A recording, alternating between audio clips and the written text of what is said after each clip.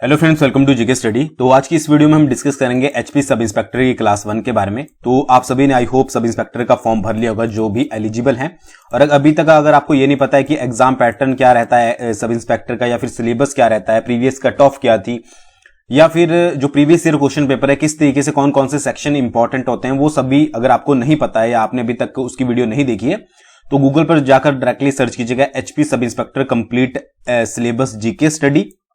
तो आपको जो है यहां पर पहली वीडियो मिल जाएगी। ठीक है, दूसरी भी जीके स्टडी की है बट वो ओल्ड है, तो यहां पर जो न्यू वीडियो है वो आपको मिल जाएगी। इस पर क्लिक कर जो है वो आप वीडियो को देख सकते हैं। ठीक है, तो सबसे पहले बात करेंगे साइंस सेक्शन के बारे में। मैंने इस वीडियो में बताया है, जो आपकी मैंने बताई है प्रीवियस वीडियो जिसमें सिलेबस वगैरह डिस्कस किया है कि कौन कौन से सेक्शन से कितने क्वेश्चन प्रीवियस में पूछे गए थे और कौन कौन से इंपॉर्टेंट है। तो उसी के बेसिस पर आज हम कुछ क्वेश्चन यहां पर डिस्कस करने वाले हैं। सबसे पहला है, brass gets discoloured in air because of the presence of which of the following gases in air. जो आपका ब्रास होता है, ब्रास का मतलब होता है आपका पीतल। ठीक है, पीतल आपने सुना होगा, जिसके जो है वो ताले वगैरह बनते हैं, एम्यूनेशन वगैरह बनता है। ठीक है, ये सारी चीजें आपको पता ही होगी। तो वो क्या होता है कि डिसकलर यानी कि कलरलेस हो जाता है आपका एयर में। ठीक है, because of the presence of which following gases in air, यानी कि कौन सी गैसेज एयर में ऐसी होती है जो कि ब्रास को जो है वो डिसकलर कर देती है। 4 आपके पास ऑप्शन दिए गए, आपको सही आंसर जो है वो चूज करना है। और एक चीज याद रखिएगा, एचपी सब इंस्पेक्टर में साइंस सेक्शन जो है वो पूछा ही जाता है, तो ये चीज याद रखिएगा। तो इसका जो सही आंसर है वो है आपका हाइड्रोजन सल्फाइड। ठीक है, फर्स्ट आंसर इसका जो है वो सही है।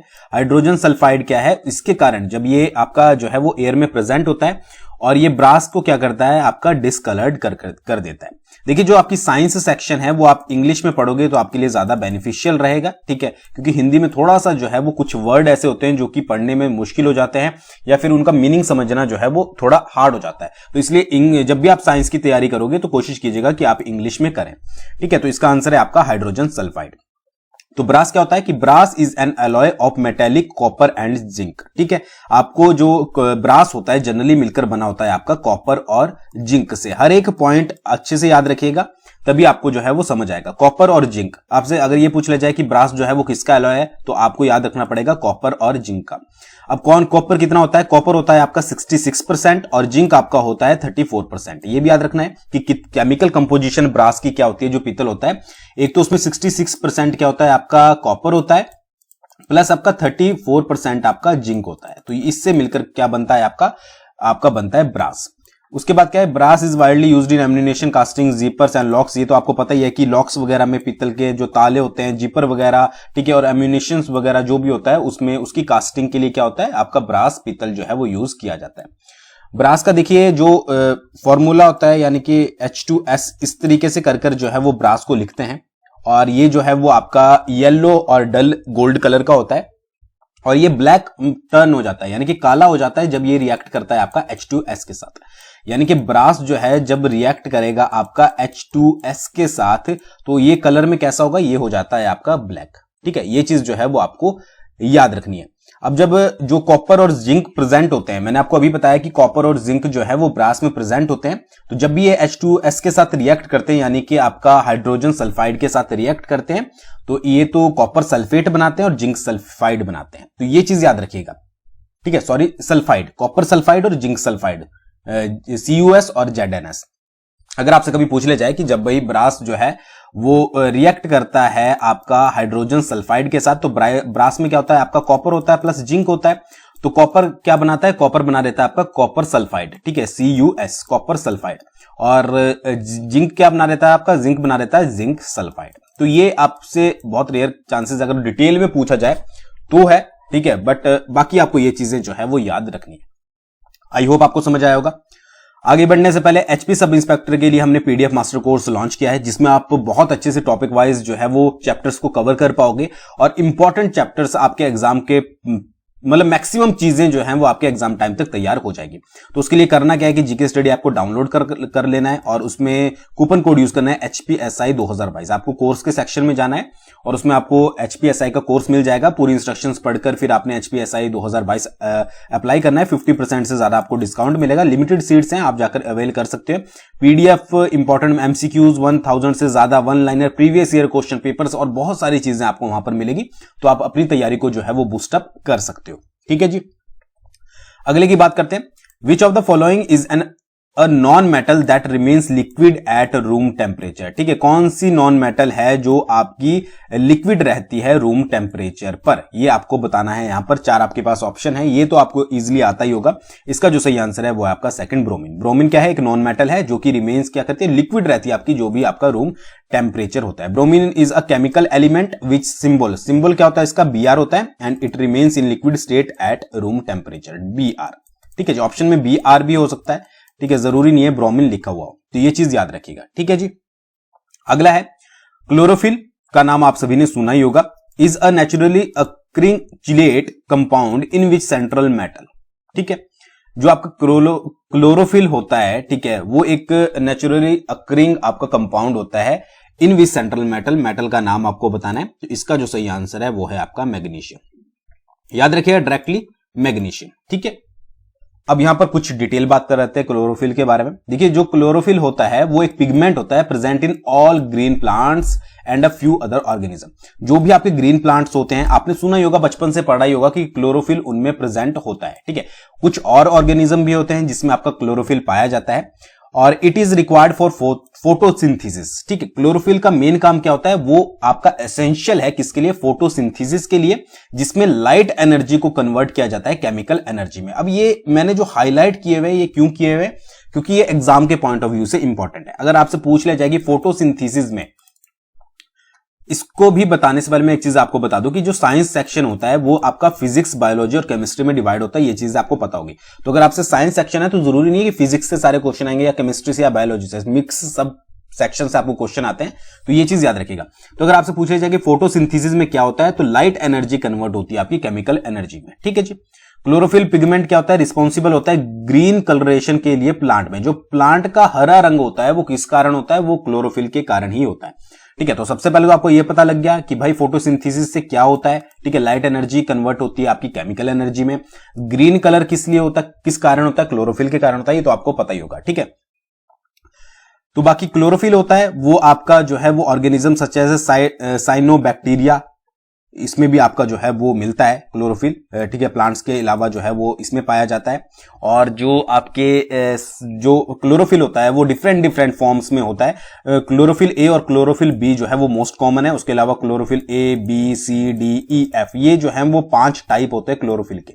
वैसे इतनी ज्यादा डिटेल आपसे पूछी नहीं जाएगी, बट मेरा काम है आप तक हर डिटेल पहुंचाना, तो ये चीज भी आप याद रखिएगा। कभी किसी के साथ डिस्कस करोगे तो आपका जो है वो पलड़ा थोड़ा भारी रहेगा। ठीक है जी, तो ये चीज याद रखिएगा।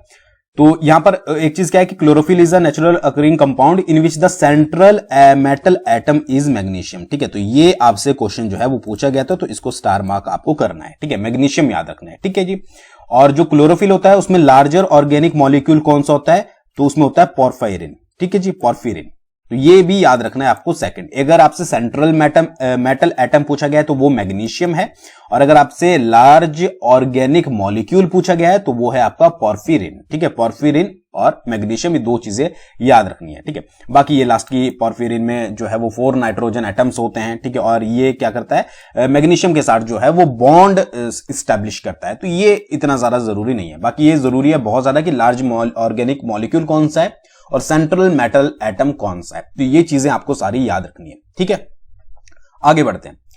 ये तो बहुत इजी क्वेश्चन है। विच of the following is used in pencils. Pencils में जो है वो निम्नलिखित में से क्या यूज किया जाता है, जिसका आप यहां पर इमेज भी देख रहे हो। ठीक है, इसको आप शार्प भी करते होंगे। ठीक है, 4 आपके पास ऑप्शन दिए गए हैं, तो इसका जो सही आंसर है वो है आपका ग्रेफाइट। ग्रेफाइट जो है वो पेंसिल में यूज किया जाता है। कई बार क्या होता है कि बच्चे गलती से चारकोल लगाकर आ जाते हैं। ठीक है, बहुत बार ऐसा होता है, बट इसका जो सही आंसर होगा वो होगा आपका ग्रेफाइट।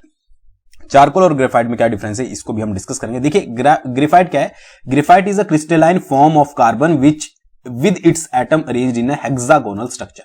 ग्रेफाइट क्या है, आपका क्रिस्टलाइन फॉर्म है कार्बन की ही फॉर्म है, बट जो स्ट्रक्चर होता है वो हेक्सागोनल होता है। तो सबसे पहले तो याद रखिएगा कि पेंसिल में ग्रेफाइट होता है, उसके बाद इसका स्ट्रक्चर कैसा होता है, ये आपका हेक्सागोनल होता है। ठीक है, graphite is the most stable form of carbon under standard condition. जो स्टैंडर्ड कंडीशंस होती है उसमें मोस्ट स्टेबल फॉर्म कौन सी है कार्बन की, वो है आपकी ग्रेफाइट। ठीक है, it converts to diamond under high pressure and temperature. जब आप ग्रेफाइट पर बहुत ज्यादा हाई टेम्परेचर और प्रेशर लगाते हो तो ये इसको कन्वर्ट किया जाता है आपका डायमंड में। ठीक है, ग्रेफाइट किस में यूज होता है, पेंसिल्स में। इसके अलावा लुब्रिकेंट्स में भी जो है वो ग्रेफाइट यूज किया जाता है।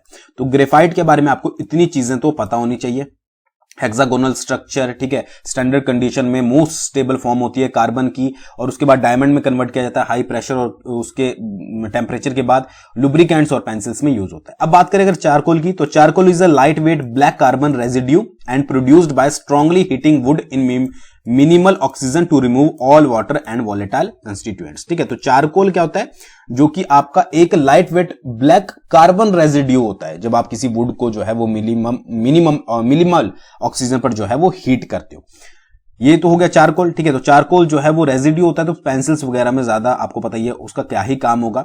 फास्फोरस की बात करें तो फास्फोरस के एक चीज पॉइंट याद रखना है कि 2 मेजर फॉर्म्स में जो है वो फास्फोरस यूज किया जाता है, व्हाइट फास्फोरस और रेड फास्फोरस, याद रखिएगा। ठीक है जी, अगर आपसे पूछ लिया जाए तो ये जो है वो हाईली रिएक्टिव होता है, जो आपका फास्फोरस होता है, तो आपको कभी भी ये फ्री एलिमेंट के तौर पर अर्थ पर नहीं मिलेगा क्योंकि ये हाईली रिएक्टिव होता है। तो अगर आपसे ये क्वेश्चन पूछ लिया जाए तो आप इसका इजीली आंसर दे पाओगे फास्फोरस। सिलिकॉन की बात करें, silicon is a brittle crystalline and hard solid with a blue grey metallic lustre and is a tetravalent metalloid and semiconductor. ठीक है, तो ये चीज भी आपको याद रखनी है। मेन आपको ग्रेफाइट के बारे में याद रखना है जिसके बारे में आपको पता लग गया है। ठीक है जी, अगले क्वेश्चन की बात करते हैं। अगला क्वेश्चन है विच of the following metals forms an amalgam. Amalgam का मतलब होता है आपका, जिनको हिंदी में थोड़ा जानना है, मिश्रण। ठीक है, मिश्रण, मिक्सचर, मिश्रण जिसको बोलते हैं अगर प्योर हिंदी की बात करें, विद अदर मेटल्स। इनमें से कौन सी मेटल है जो अदर मेटल के साथ जो है वो अमेलगम क्रिएट करती है? 4 आपके पास ऑप्शन दिए गए हैं, तो इसका जो सही आंसर है वो है आपका मर्क्यूरी। ठीक है, मर्क्यूरी क्या करती है? अदर मेटल्स के साथ आपका अमेलगम क्रिएट करती है। अब इसके बारे में बात करते हैं, अमेलगम होता क्या है? Alloy obtained after mixing mercury with another metal is called amalgam. ठीक है, अगर आप मर्क्यूरी को किसी अदर मेटल के साथ जो है वो मिक्स कर रहे हो तो वो आपका क्या कहलाता है? अमलगम कहलाता है। अमलगम बोल लीजिए, अमलगम बोल लीजिए।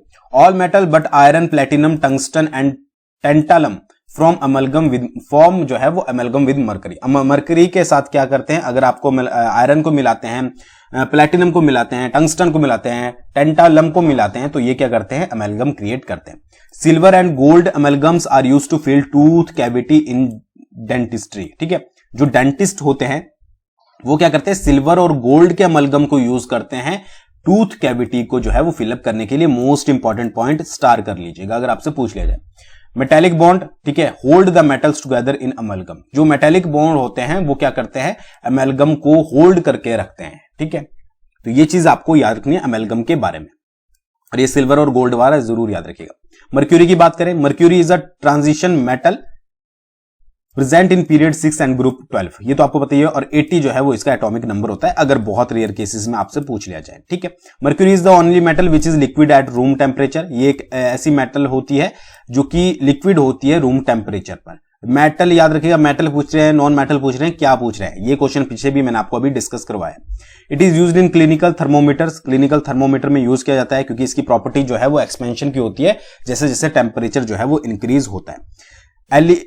एलिमेंटल मर्करी जो है वो टॉक्सिक होता है लिविंग बींग्स के लिए।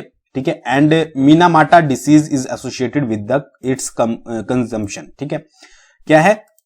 जो मीनामाटा डिजीज है वो किससे रिलेटेड है? वो मर्क्यूरी से रिलेटेड है। ठीक है, मीनामाटा जापान में पड़ता है, वहां पर 1950-60 के आसपास जो है वो मीनामाटा डिसीज का जो है वो कहर बरसा था।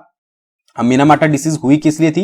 जो लार्ज अमाउंट में जो है वो फिश वगैरह कंज्यूम कर रहे थे खाने में, तो उसमें हो क्या रहा था कि जो भी समुद्र वगैरह है, ठीक है, उसमें कंपनीज जो है वो जो आपकी फैक्ट्रीज वगैरह होती है, इंडस्ट्रीज होती है, वो केमिकल जो है वो रिलीज कर रही थी, वही मछलियों के पास जा रहा था, और जो मछली को खाते थे उनमें ये डिसीज जो है वो देखी गई। मीनामाटा डिसीज को बोलते हैं। तो अगर आपसे पूछ लिया जाए कि मीनामाटा डिसीज किससे रिलेटेड है, तो वो मर्क्यूरी से रिलेटेड है। बाकी ज्यादा डिटेल में आपको जानने की जरूरत यहां पर नहीं है। ठीक है, तो आई होप आपको यह समझ आया होगा। आगे बढ़ते हैं, कुछ और इंपॉर्टेंट सेक्शन के बारे में बात करते हैं।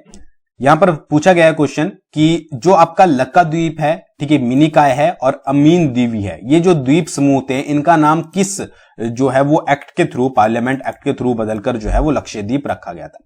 देखिए, लक्षद्वीप को पहले जो है वो लक्का द्वीप, ठीक है, लक्का द्वीप, फिर आपका अमीनी द्वीप, ठीक है, और एक और थे मिनिकाय, इनके नाम से जो है वो जाना जाता था, और इनको बाद में जो है वो कन्वर्ट करके लक्षद्वीप बोला गया। तो ये किस पार्लियामेंट एक्ट के बाद हुआ था? तो इसका जो मतलब कौन से ईयर में हुआ था? तो इसका जो सही आंसर है वो है 1973। ठीक है जी, याद रखिएगा 1973। तो union territory of Lakshadweep was known as Laccadive, Minicoy और Amindivi. It was change to Lakshadweep by a parliamentary act in the 1973. 1973 में जो है वो एक पार्लियामेंट एक्ट के द्वारा इनका नाम मतलब इनको बदलकर जो है वो लक्षद्वीप कर दिया गया था.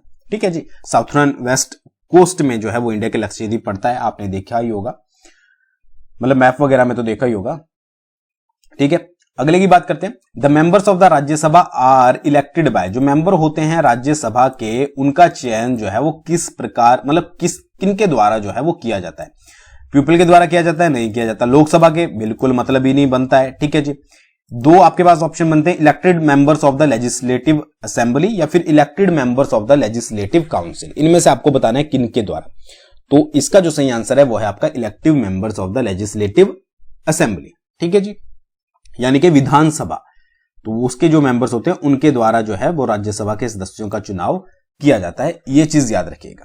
ठीक है, तो it's member are elected by the legislative assembly of state and union territories by means of single transferable vote. ठीक है, किसके द्वारा? सिंगल ट्रांसफरेबल वोट के द्वारा. ठीक है, तो ये चीज आपको याद रखनी है. राज्यसभा के बारे में क्वेश्चन होता है कि क्या ये डिसॉल्व हो सकती है कि नहीं हो सकती है. तो डिसॉल्व जो है वो राज्यसभा नहीं होती है, ये भी याद रखिएगा. नेक्स्ट आपका the member of the panchayat are, जो मेंबर्स होते हैं पंचायत के सदस्य होते हैं वो निम्नलिखित में से जो है वो क्या होता है, उनके बारे में कौन सा जो है वो इनमें से सही है. Nominated by the district officer, the electorates of the respective territorial constituencies, nominated by local self government minister of the state, nominated by the block development officer. तो क्या जो पंचायत के मेंबर होते हैं उनको ब्लॉक डेवलपमेंट ऑर्गेनाइजेशन जो है वो आपकी जो है वो नॉमिनेट करती है? बिल्कुल गलत है. ठीक है, nominated by the district officer, बिल्कुल गलत है. इसका जो सही आंसर है वो है the electorates of the respective territorial constituency. ठीक है जी, याद रखिएगा. The member of the gram panchayat, panch of gram kachahri, member of panchayat samiti and zila parishad are elected directed by the electorates of the respective territorial constituency through universal adult franchise. तो ये चीज आपको जो है वो याद रखनी है.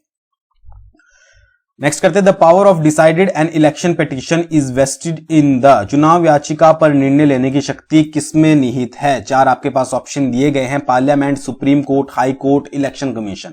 अब मैक्सिमम लगाएंगे इलेक्शन कमीशन, गलत. उसके बाद जो थॉट आएगा वो आएगा सुप्रीम कोर्ट का, गलत. इसकी जो चुनाव याचिका पर निर्णय लेने की शक्ति होती है वो होती है आपकी हाई कोर्ट्स. ठीक है, जो हाई कोर्ट होते हैं वो लुक्स करते हैं after all decision regarding election in India, so the power of decided and election petition is vested in the high court. ये चीज आपको जो है वो याद रखना है, हाई कोर्ट.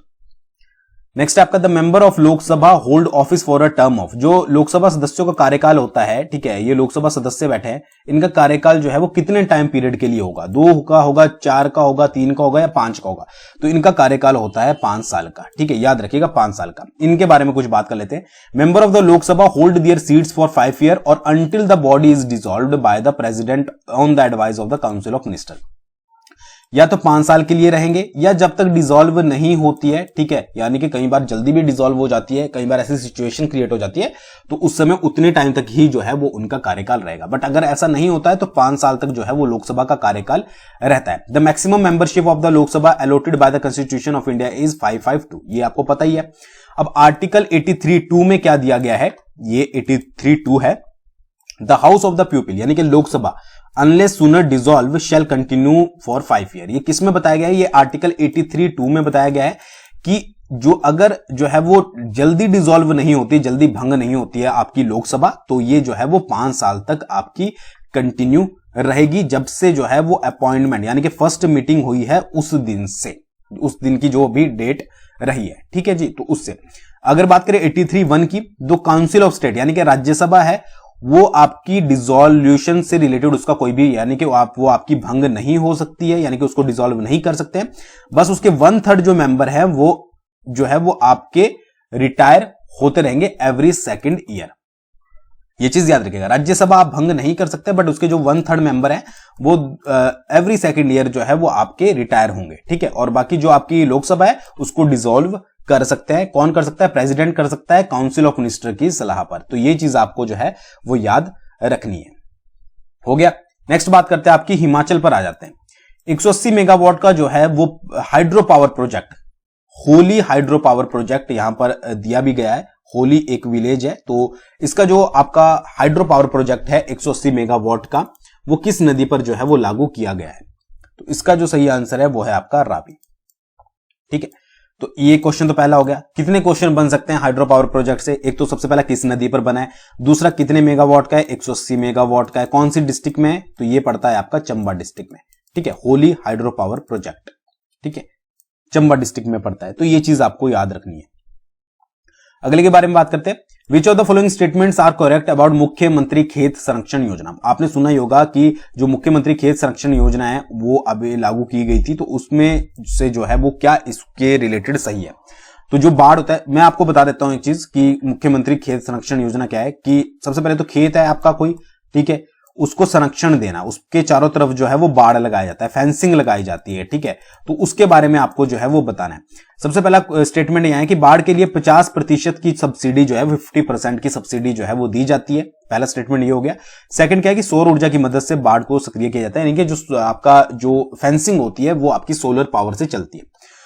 तो सेकंड आंसर जो है वो इसका सही है, यानी कि बी जो है वो सही रहेगा। जो आपकी ये फेंसिंग होती है सोलर पावर से चलती है, यानी कि सूर्य की ऊर्जा से, बट इस पे सब्सिडी जो है वो 50% नहीं है, ये 80 से 85% है। ठीक है, तो ये चीज जो है वो याद रखिएगा। तो सेकंड आंसर जो है वो इसका सही है। नेक्स्ट की बात करते हैं। तैमूर के आक्रमण के समय हिंदू का शासक कौन था? ये क्वेश्चन बहुत बार पूछा जाता है, इसलिए मैं भी ऐड करता हूं। तो आलम चंद जो है वो डायरेक्टली आंसर के बारे में बात करेंगे। हिंदू का शासक था जब तैमूर ने आक्रमण किया था। एक चीज और याद रखिएगा कि ये जब भी आक्रमण हुए थे, चाहे सिख के हुए थे, गोरखा के हुए थे, या फिर आपका तैमूर, लंका, नादिर, जो भी है, ठीक है, उनके समय किस किस रियासत के शासक कौन कौन थे, ये चीज आपको जरूर पढ़नी है। ठीक है, तो ये चीज याद रखिएगा, आलम चंद याद रखिएगा। अगले की बात करते हैं। बट्टा सट्टा क्या है, ये आपको बताना है। बट्टा सट्टा आपने पढ़ा भी होगा। एक प्रकार का तलाक है, एक प्रकार का विवाह है, मृत्यु संस्कार है, या इनमें से कोई भी नहीं है। तो बट्टा सट्टा जो है वो एक प्रकार का विवाह है। ठीक है, अब बट्टा सट्टा जो है वो आपका गद्दी जनजाति में जो है वो मोस्ट पॉपुलर है। ठीक है, गद्दी जनजाति। और कौन कौन से विवाह हैं गद्दी जनजाति में? एक तो बट्टा सट्टा हो गया, उसके बाद एक आपका गुडानी विवाह हो गया, गुडानी के बाद आपका कामश हो गया। तो गुडानी, बट्टा सट्टा और कामश जो है वो गद्दी जनजाति में विवाह के प्रकार है। इसके अलावा संपत्ति का बंटवारा भी कई बार पूछ लिया जाता है कि जो संपत्ति का बंटवारा होता है, सॉरी, ठीक है, उसके लिए कौन सी प्रथा है? तो उसके लिए आपकी मुंडाबाद और चुंडाबाद। ठीक है जी, मुंडाबाद और चुंडाबाद, ये किससे रिलेटेड है? मुंडाबाद और चुंडाबाद रिलेटेड है आपकी संपत्ति के बंटवारे से। और गद्दी जनजाति से और कौन कौन से क्वेश्चन पूछे जा सकते हैं? एक पूछा जाता है डोरा और चोला। ठीक है, हाल ही में ही मोदी जी भी आई थिंक डोला और चोला पहनकर जो है वो गए थे। तो डोरा और चोला ये किससे रिलेटेड है? ये भी गद्दी जनजाति से रिलेटेड है। नोखू गद्दन का नाम आता है, ठीक है, वो किससे रिलेटेड है? संसार चंद से। ठीक है, तो ये चीज याद रखिएगा, इंपॉर्टेंट पॉइंट जो भी होते हैं। नेक्स्ट बात करते हैं। रणजीत सिंह ने 1815 में जसवां रियासत पर कब्जा किया था। पहला क्वेश्चन तो यही होगा कि रणजीत सिंह ने 1815 मतलब कब जो है वो जसवां रियासत पर कब्जा किया था? 1815 में। क्योंकि वहां का राजा जो था उसने भारी जुर्माना देने की बजाय 12,000 रुपए में जागीर को जो है वो स्वीकार कर लिया था। उस राजा का आपको नाम बताना है। तो उस राजा का हमारा नाम है उम्मेद सिंह। ठीक है, उम्मेद सिंह ने क्या किया था कि जुर्माना देने की बजाय 12,000 रुपए में जो है वो जागीर स्वीकार कर ली थी रणजीत सिंह से। रणजीत सिंह ने कब किया था? 1815 ईस्वी में जो है वो जसवां रियासत पर कब्जा किया था। तो ये याद रखिएगा। और जसवां रियासत की अगर आपसे पूछ लिया जाए कि भाई स्थापना किसने करी थी, तो वो की थी आपकी पूर्वचंद ने, पीसी पूर्वचंद। तो ये चीज याद रखिए। तो आई होप आपको आज की वीडियो पसंद आई होगी। वीडियो पसंद आई हो तो एक लाइक जरूर कीजिएगा, उससे थोड़ा मोटिवेशन मिल जाता है कि भाई बहुत जल्दी आपके लिए नेक्स्ट वीडियो लेकर आए। बाकी आपको कोई भी सजेशन हो आप कमेंट कर सकते हैं। कोर्स आप टाइम रहते ज्वाइन कर लीजिएगा, तभी आपको जो है वो बेनिफिट है। आप लास्ट में जाकर कोर्स ज्वाइन करोगे आपको कॉस्टली भी पड़ेगा और उस चीज का फायदा भी कुछ नहीं रहेगा। ठीक है, तो जल्दी मिलते हैं नेक्स्ट वीडियो में। Thank you.